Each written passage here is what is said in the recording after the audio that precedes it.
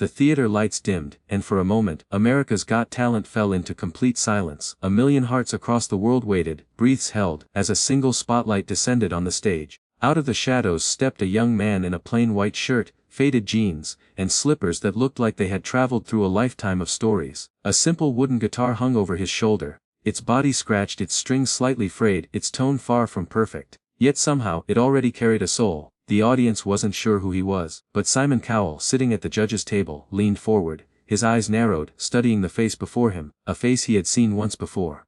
"Wait a second," Simon said, his voice softer than usual. "I know you." The crowd murmured, curious. The young man smiled nervously, bowing slightly before speaking into the mic. "Good evening, everyone. My name is Miguel Santos from Cebu, Philippines." That name sparked recognition. A few audience members gasped. Miguel Santos, the shy carpenter's son who had sung Coldplay's Fix You 3 years ago.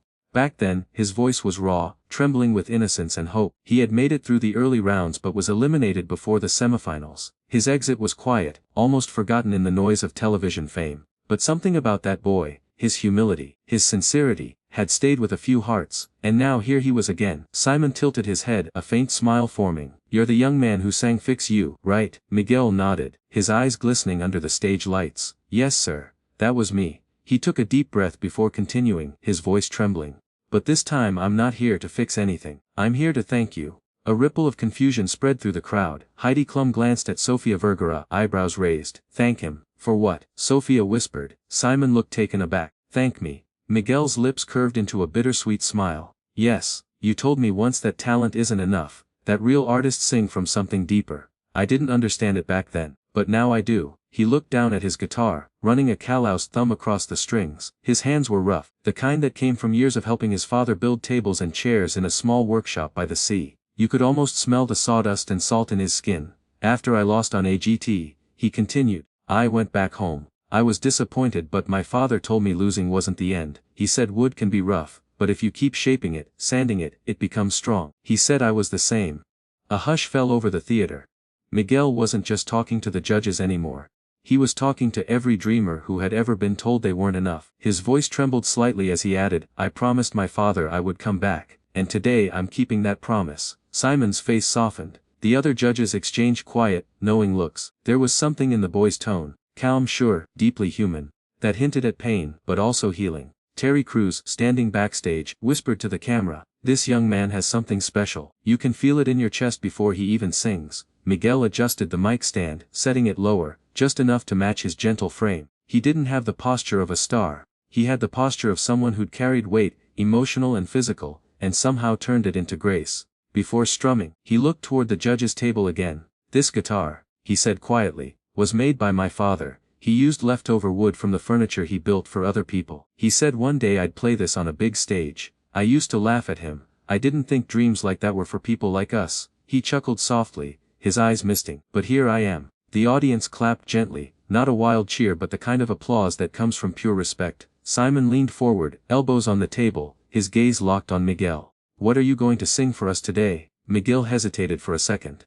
"It's an original song. I wrote it after my father passed away." That line hit like quiet thunder. The crowd gasped. Simon blinked, visibly moved. "Take your time," Simon said gently. "Whenever you're ready." Miguel smiled gratefully. He adjusted the strap on his guitar, took a slow breath, and closed his eyes. The lights softened into a warm gold, illuminating him as though heaven itself had chosen to shine through that moment. He didn't strum yet. He just stood there, still, breathing, remembering. Behind him, on the giant LED screen, the producers flashed a short clip, a montage of a simple life in Cebu. Wooden tables, a seaside shack, a man in worn-out slippers carving wood while his young son sang nearby. The crowd saw it all. They felt it, and in that stillness before a single note was played, tears already glimmered in the eyes of strangers. Miguel finally opened his eyes. They were wet, but they were full of light. "This song," he said, "is called Hands That Built the Sky. It's for my father, and for everyone who ever gave everything, so that someone else could dream."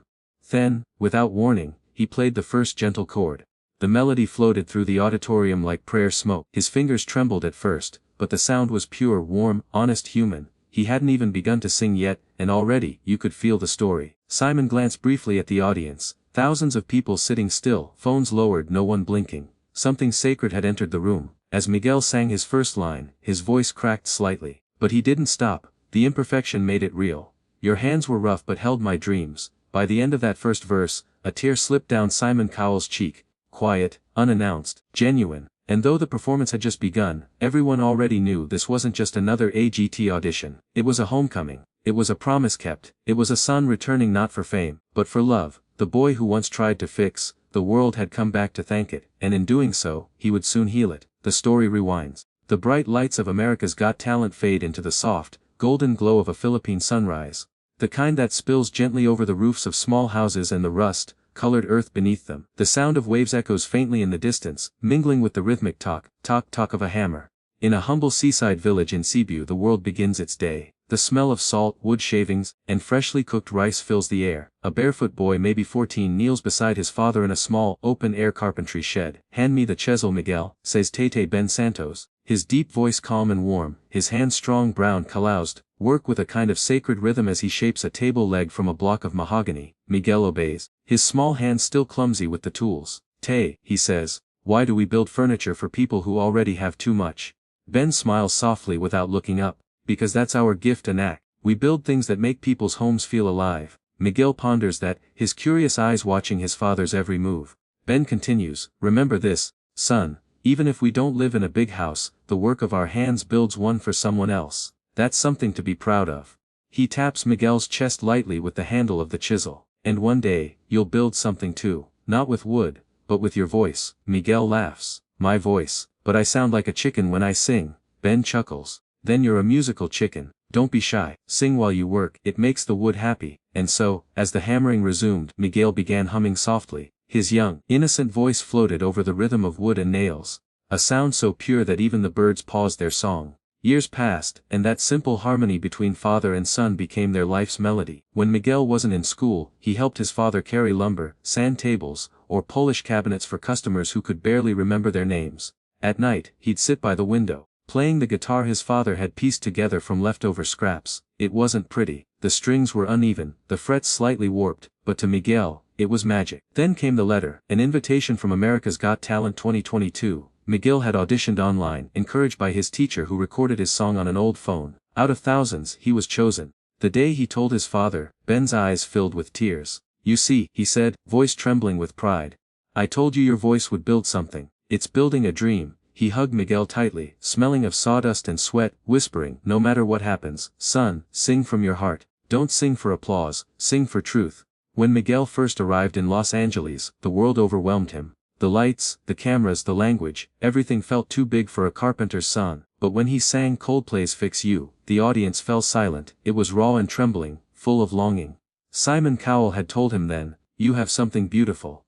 But you're holding back. Don't just sing about pain, Miguel. Feel it." Those words would haunt him for years. Miguel didn't win, he didn't even reach the semifinals, but when he returned home, his entire barrio greeted him like a hero. His mother made pancit canton, neighbors hugged him, and his father lifted him up like he was still a boy. That night, by the candlelight of their small home, Ben placed a gentle hand on his son's shoulder. "Do not be sad, Anak. Losing doesn't mean you failed. You touched hearts, that is worth more than a trophy." Miguel smiled weakly. "But I wanted to make you proud." His father looked at him with those calm, honest eyes. "You already did." The next months were simple, quiet. Miguel sang at weddings and birthday parties, sometimes for a few hundred pesos, sometimes for just a plate of food. Every performance felt like an echo of the big stage he once stood on, but he never complained. Until one morning, everything changed. Miguel came home to find his father lying on the ground near the workshop. The old scaffolding had given way while he was working on a client's cabinet. The hospital smelled of disinfectant and fear. Miguel sat beside his father's bed, holding his hand, the same hands that once built his dreams. Tubes ran from Ben's arms, machines beeped steadily, counting the moments. "Don't cry," Ben whispered, his voice faint but peaceful. "Wood breaks sometimes, but you can always fix it. Promise me you'll go back." Miguel frowned through tears. "Go back? To AGT? I can't, Tay. Not without you." Ben's lips curved into a small tired smile. "You won't be without me. I'll be right there. In your song. Promise me, Miguel." Miguel nodded, sobbing silently. A single tear rolled down Ben's cheek, or maybe it was a drop of light. He whispered, "Good, now go make the world feel what I've always known, that you are enough." That was the last thing his father ever said to him. The weeks after the funeral were a blur. The workshop was silent now, dust gathering where there was once laughter. The guitar hung on the wall, untouched, as though waiting for permission to sing again. One evening, Miguel sat in the darkness of their little home, staring at his father's unfinished chair. The one he had been carving before the accident. He ran his fingers over the smooth curve of the armrest and whispered, "I'm not ready." But then his eyes caught something carved faintly on the underside of the chair. Words written by his father's trembling hand, "Build with love." That night, Miguel picked up his guitar again. The strings felt cold under his fingers. He began to play slowly, softly, the melody forming from tears and memory. "Your hands were rough but held my dreams. You carved my hope from fallen beams. You built a sky where I could fly. And now it's time to say goodbye." He titled it, "Hands That Built the Sky." When he finished, he sat in silence, tears streaming freely. It wasn't perfect, the chords were simple, but it was honest, it was him. And for the first time since his father's death, Miguel smiled. Not the smile of a boy who lost, but of a man who finally understood what Simon Cowell meant years ago. Real music doesn't come from fame or applause, it comes from love that survives loss. The next morning, Miguel sold the last piece of furniture his father had finished. With the money, he bought a plane ticket, one way to Los Angeles. As he stood outside the airport, clutching his father's guitar, he whispered to the sunrise, "Tay, I'm going back. This time, not to win, but to thank you." The waves crashed softly in the distance, as though answering back. And so, the carpenter's son began his journey, not toward fame but toward home. The theater was silent again, the kind of silence that feels alive. The kind that holds its breath because something sacred is about to happen. Miguel stood at the center of the America's Got Talent stage, a single beam of golden light illuminating him. His guitar gleamed softly under the spotlight, its wood marked with scratches that told stories of long days and long roads. He looked up at the crowd, thousands of faces, most of them strangers, but in his heart, one face stood out, Tay Ben. The old carpenter's gentle eyes seemed to look back at him from somewhere beyond the stage lights. Miguel inhaled deeply. The microphone caught the faint quiver of his breath. Then, he spoke. "This song is called Hands That Built the Sky. I wrote it for my father. He built furniture for other people, but more than that, he built me." The audience stirred, already moved before a single note was played. Simon Cowell leaned forward, hands clasped together, his face softer than anyone had ever seen it. Miguel lowered his head, fingers finding the first chord. The sound was gentle, tender, almost fragile, the kind of sound that made you stop thinking and just feel. Then he began to sing. "Your hands were rough but held my dreams. You carved my hope from fallen beams. You taught me how to stand, to try, with hands that built the sky." The first verse floated across the room like a whisper from heaven. Every syllable carried the weight of love and loss, of time and tenderness. Miguel's voice wasn't perfect, it cracked, it trembled, but that imperfection was its beauty. It was real, it was human. Cameras zoomed in on the judges. Sofia Vergara pressed a hand to her chest whispering, "Oh my God." Heidi Klum's eyes were already wet. Howie Mandel sat motionless, his usual humor replaced by reverence. Simon's face, though, was unreadable, except for his eyes. They glistened faintly, watching this young man with a mix of admiration and something deeper, something like regret. Miguel continued, his voice growing steadier with each word. "You built with wood, I build with song, but every note you're still along. I see your smile in clouds on high. Oh, hands that built the sky." As the chorus rose, the crowd began to sway unconsciously. The melody wasn't flashy, it was simple, hauntingly pure. The kind of song that reaches straight into the soul and stays there. Behind the scenes, Terry Crews watched from the wings, eyes wide with emotion. This right here is why I love this show," he whispered. Miguel paused between verses, his hands trembling. He looked up again as though speaking to his father directly. "I used to think winning meant everything," he said softly, "but my father taught me that love is the only prize worth keeping."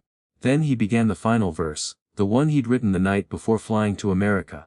"The wood may break, the song may fade, but love is never unmade. You gave me wings though you can't fly. My hands still build your sky." At that line, his voice cracked completely. The note broke in half, fragile, imperfect, and that's when it happened. The audience didn't breathe. Some cried quietly, some held their hearts, and others just sat frozen, caught between sorrow and wonder. Miguel closed his eyes, finishing the final chord with a gentle strum that lingered like the last heartbeat of a beautiful memory.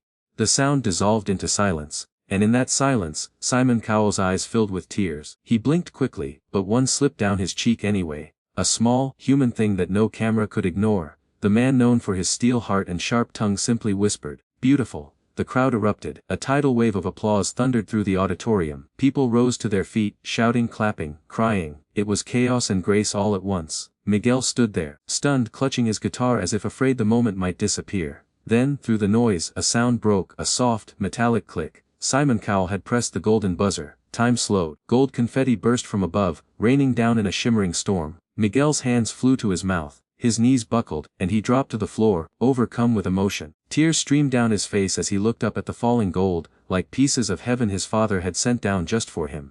The audience screamed louder. Terry Crews ran out from backstage, arms spread wide, shouting, "That's it! That's what this show is about!"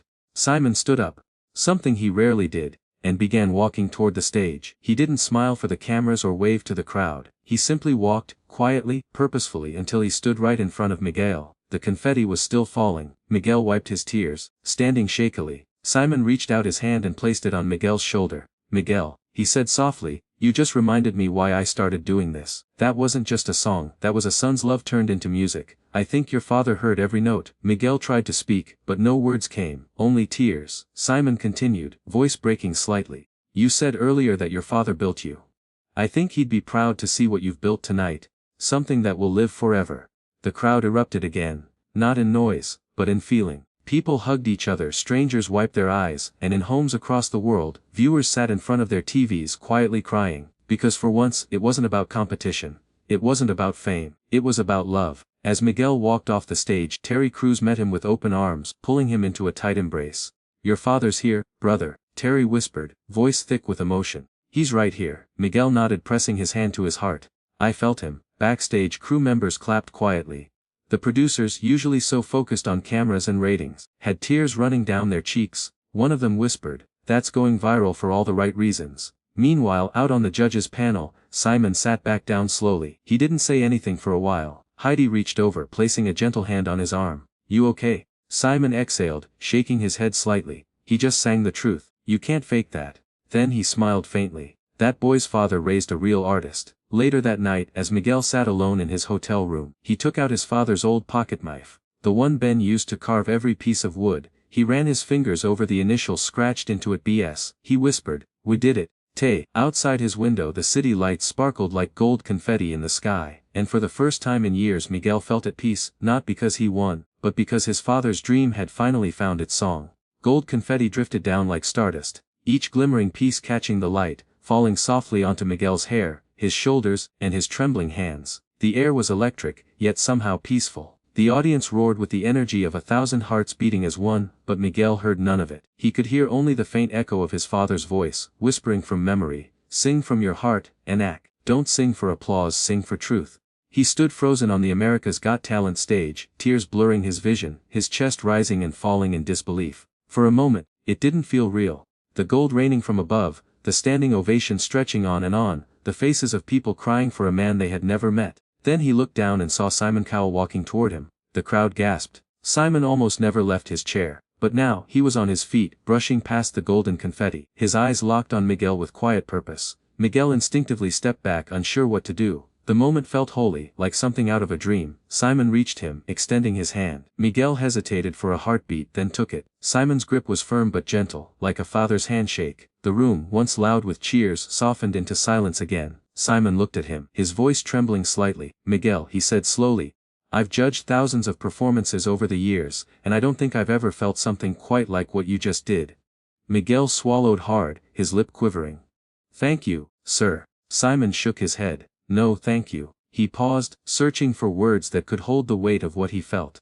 "You said earlier that you came back not to fix anything, but to say thank you. But I think we're the ones who should be thanking you." The audience clapped again, softer this time, like applause meant to honor, not to celebrate. Simon continued, voice breaking as he spoke. "When I told you years ago that you needed to sing from something deeper, I didn't realize life would take you through so much pain to get there. And yet, here you are. You took that pain and turned it into something beautiful." Miguel's throat tightened. He tried to speak, but all he could manage was a whisper. "I sang for my father." Hey, he passed away before he could see this. The entire theater seemed to hold its breath. Even the confetti, still drifting down, felt slower, like it too was listening. Simon nodded. Blinking away tears, he stepped closer, lowering his voice. "Oh, he saw it, Miguel. He saw everything. You carried him in every note." Miguel's shoulders began to shake. Simon put a hand on them, steadying him, not as a judge comforting a contestant, but as one human holding another who had poured his heart onto a stage. "Your father would be so proud," Simon said, his voice cracking. "He built you. And tonight you built something for all of us. You reminded us what this show is really about." Miguel's tears spilled freely now. He managed a small, trembling smile. "He used to tell me that love doesn't need to be loud, it just needs to be true." Simon nodded again, eyes glistening. And tonight, you proved that. The audience erupted once more, not the usual cheer of excitement, but the kind that carries warmth, compassion, connection. People in the front rows wiped their faces. Some held hands. A little girl in the balcony, sitting beside her mother, whispered, "He made me think of Grandpa."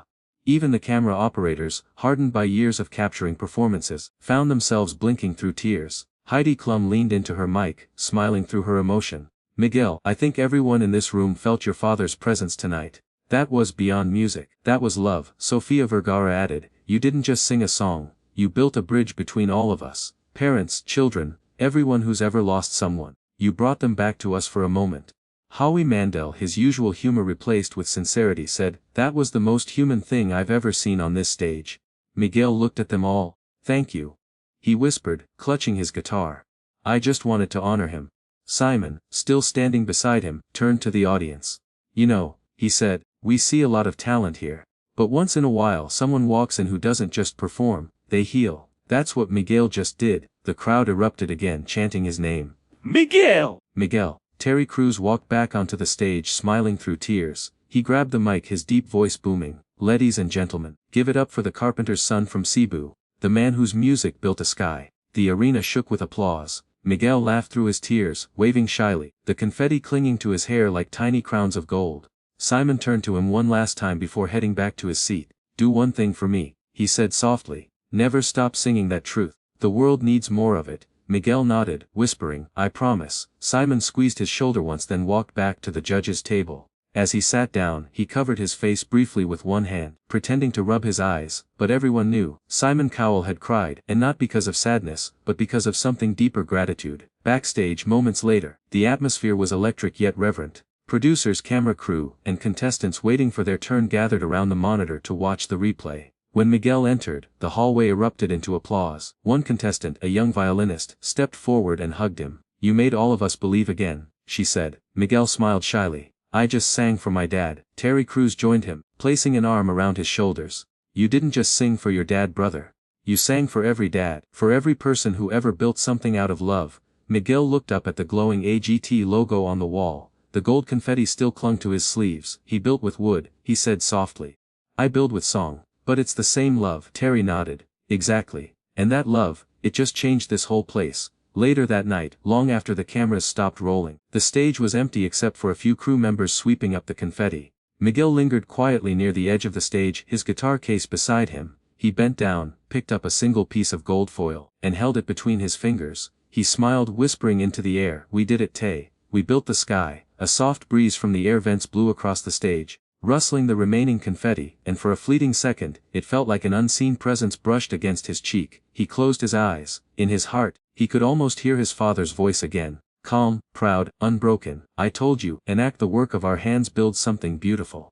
Out in the world, the performance began to spread. Within hours, social media filled with clips of Miguel's song. People calling it, the golden song of the heart. Comments flooded in from everywhere. "Cried my eyes out. Reminded me of my dad." Simon Cowell's tears said everything. This wasn't a performance, it was a prayer. Miguel had come to America's Got Talent to honor his father, but what he didn't know was that his father's love, through him, had just touched millions. And for the first time, Simon Cowell himself reposted the video with a simple caption. "Some performances change careers, this one changed hearts." The sun rose gently over Cebu, casting golden rays across the small barangay where life moved slowly, beautifully, and honestly. Children chased each other through narrow alleys. The scent of pan de sal filled the morning air, and in the corner of that humble community stood a newly painted wooden building with a sign made of reclaimed planks. Hand carved above the doorway were the words, "Ben's Hands, School of Carpentry and Music." It wasn't large or modern, the roof still had dents from past storms, and the windows were framed with uneven edges, but it was alive with laughter, songs, and the rhythm of hammers striking wood. Miguel Santos, the boy who once stood trembling before Simon Cowell, now stood before a group of wide-eyed children, holding his guitar, the same one he had carried all the way to America. "All right, class," Miguel said with a smile, strumming a chord that resonated through the open air. "Today, we'll learn something my father taught me. The rhythm of work is the rhythm of life." The children laughed, clapping their hands in time with his strumming. Some held small guitars, others pieces of wood they were sanding smooth. In that room, the boundaries between craft and art dissolved, because to Miguel, both came from the same place, love. It had been 3 months since his emotional performance on America's Got Talent. The video titled "Poor Filipino Carpenter's Son Returns to AGT," the song that made Simon cry, became one of the most viewed clips in the show's history. Millions across the world watched Miguel's heartfelt tribute to his late father. News outlets called it the most touching AGT moment of all time. But fame had never been his dream. The first thing he did after receiving his prize money wasn't buying a mansion or signing a record deal. It was flying home to Cebu. The moment he arrived, he went straight to his father's grave. He knelt beside the old tombstone made of rough concrete, tracing the name Benito Santos with trembling fingers. "Tate," he whispered, "we made it. But now I know, making it isn't standing on a big stage, it's carrying your love into the world." He spent the next weeks rebuilding the small carpentry shed his father had once used. The place where, as a boy, he would sit on a wooden stool and hum tunes while his father planed boards. Now, Miguel replaced the broken roof, repaired the walls, and filled it with instruments and tools donated by people from around the world. Some were from fans, some from strangers who had been touched by his story. An old man from Ireland sent a box of chisels with a note, "For the hands that built the sky." A young boy from Texas mailed his first guitar pick and wrote, "Your dad reminds me of mine." Even Simon Cowell sent a simple letter that read, "You reminded me what real music is. Keep building, Miguel." Every day, children from nearby villages would come to Ben's hands. Some wanted to learn music, others just wanted a safe place to stay. Miguel made sure each one felt seen. He told them stories about his father, the man who never went to school but could build anything from nothing. He showed them a wooden chair his father had made, now repaired with care. "My Tate used to say," Miguel told them, "that every nail, every groove, every imperfection tells a story. When we build, we're not just shaping wood, we're shaping our hearts." One afternoon, a little girl named Lisa approached him shyly. She held a small piece of scrap wood shaped like a heart. "Kuya Miguel," she said softly, "I made this for my papa. He works in the city, and I don't see him much. I want to give it to him when he comes home." Miguel knelt beside her, eyes misting. "He's going to love it, Lisa, because it's not about how perfect it looks, it's about the love inside it." He realized in that moment that these small acts of creation, was exactly what his father had dreamed for him. Months passed. Miguel's fame faded from the trending pages, but that didn't matter. What remained was something purer, letters from families saying how his story inspired them to forgive, to dream, to create. One morning, while repairing a guitar bridge, he heard the rustle of footsteps behind him. Turning, he found an elderly woman holding a folded newspaper. "You're the singer from TV, right?" she asked with a kind smile. Miguel laughed lightly. "I used to be, ma'am, now I'm just a teacher." She handed him the paper. "They wrote about you again. From stage to workshop, the Filipino who built hope." He smiled, shaking his head humbly. "It's not about me, ma'am, it's about my father. He's the real builder." That evening, the sun dipped low, and Miguel climbed the small hill behind the school. From there, he could see the children still playing in the yard, laughing, singing. Fireflies began to glow in the dusk like golden confetti, the kind that had once fallen over him on the AGT stage. He took out his father's old guitar, the one he had repaired using wood from an unfinished chair. Its surface was rough, but the sound it made was clear and deep. Miguel strummed gently, singing the song that changed everything. "Your hands were rough but held my dreams, you carved my hope from fallen beams. Though you've gone, your touch remains, in every song, in every grain." Tears filled his eyes, but they were no longer of grief, they were gratitude. He looked up at the sky, glowing faintly pink and gold, and whispered, "We did it, Tate. We built something that lasts." The next morning, a new banner appeared outside the school. It read, "Ben's hands, where dreams are built." And beneath it, Miguel added a quote from his father, "Build not to be remembered, but to remember love." The community grew stronger around the school. Parents volunteered to teach, local musicians dropped by to mentor the children, and carpenters came to donate tools. The laughter of kids mixed with the tapping of hammers and the melody of guitars, a symphony of gratitude, faith, and rebirth. Months later, Miguel received a letter from America's Got Talent. They invited him to perform in a reunion special. He hesitated, unsure if he should return, but then he looked around, the children, the walls his father once built, the hope blooming from simple wood and string, and smiled. He wrote back one line, "If I return, it will be with all the hands that built me." When he finally walked back onto that grand stage months later, he didn't walk alone. He brought a small video of his students singing from Cebu. When it played behind him, showing the children crafting, laughing, and learning, the entire audience stood in silent awe. As he finished his song, he whispered to the camera, "This isn't my story. It's my father's, and every parent's story who builds with love."